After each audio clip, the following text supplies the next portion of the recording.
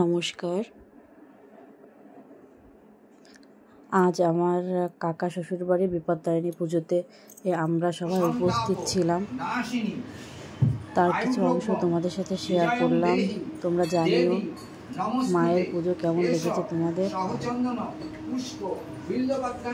যদি তোমাদের ভালো লেগে থাকে তাহলে আমাদের সাপোর্ট করো।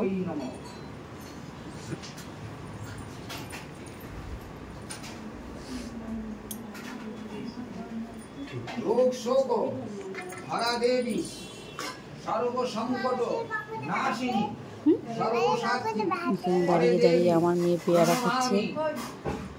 বিপত্তারিণী দুর্গাই নমঃ।